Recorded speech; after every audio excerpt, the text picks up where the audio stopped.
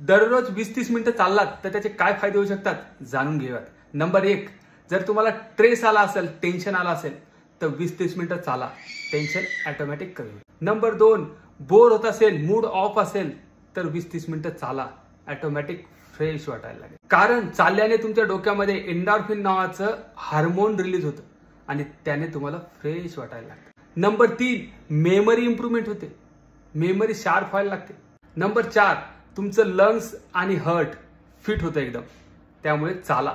Number 5, ज्यासाठी सर्व लोक चालतात ते म्हणजे तुमचं वजन कमी होऊ शकतं, कारण चालल्याने कॅलरीज बर्न होतो आणि कॅलरीज बर्न झाल्यामुळे तुमचं वजन कमी होऊ शकतं।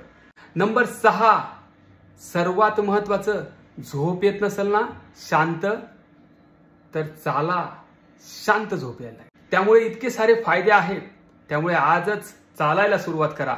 दररोज 30 मिनिटाचा वॉक केलाच पाहिजे। मग सुरुवात करताय ना,